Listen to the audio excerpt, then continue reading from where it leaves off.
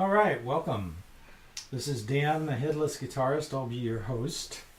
What we're going to do is we're going to use a C minor blues as a sort of a reference point just to make the practice routine a little bit more enjoyable.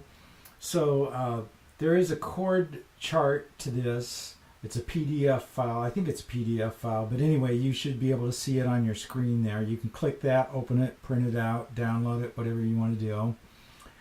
There's also a excerpt from my book, Chord Shapes for Jazz Guitar, that has the voicings, the majority of the voicings that you're hearing in these examples. And you can do the same with that.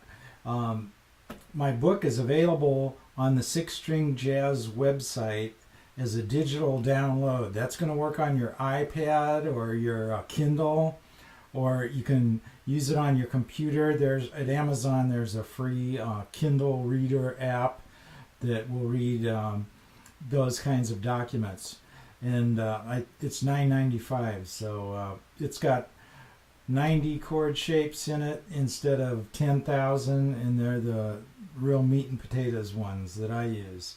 In any case, let's look at a funky kind of a groove or a bossa groove. And first of all, check out your C minor. Those chords inside the diagrams, the minor chords are all in D minor, so you'll have to move down a whole step. Anyway, even without playing no other chord other than this one,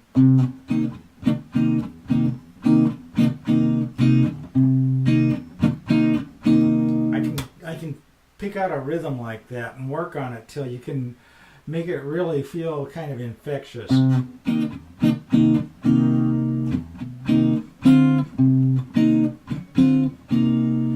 I can go up a whole step and, make it a little more interesting.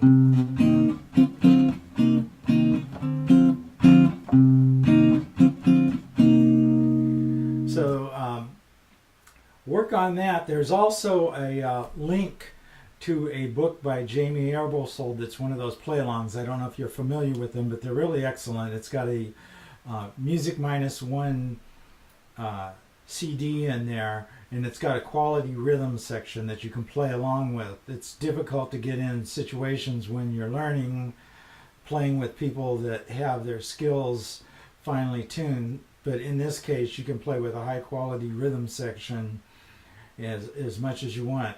So check that out. But here's our rhythm. We're playing kind of a funk rhythm.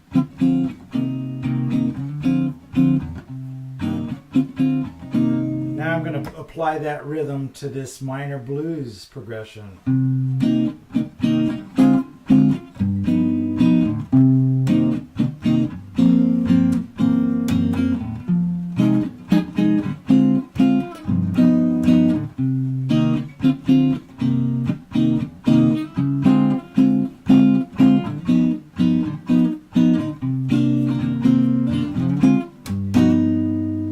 So you can see how that works. So you take a simple rhythm and then you repeat it. It's actually there's a slight variation there. It's kind of a statement with an answer.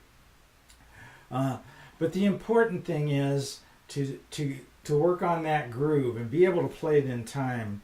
And when you're working on a progression like this minor chord progression, you want to be able to pick up that progression anywhere along the way, just as if you were jamming with some guys and you stepped on your guitar chord and it came out of the amp, then you plugged your guitar back in. You have to be able to jump in right wherever they are.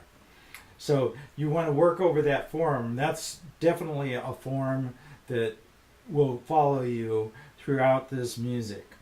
So that's kind of like a funky style that might be called like a funky Latin. When you listen to the Joe Beam music, you'll hear a ton of this stuff, and it's very similar to that. It's like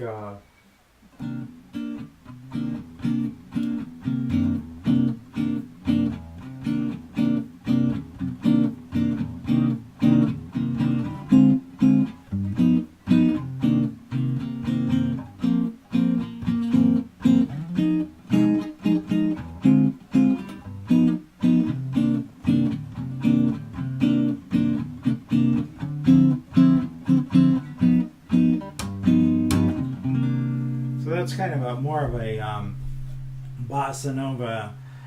You've heard like.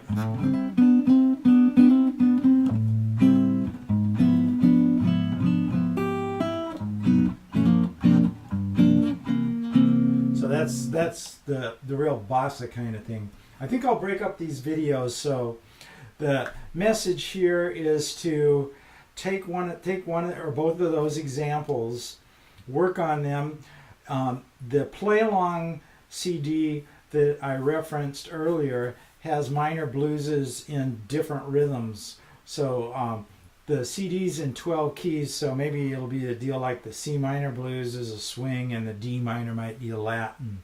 So it'll give you an opportunity to do two things: to memorize a chord progression and get that down, and also build up on your grooving. So I'm going to end this video and be back shortly.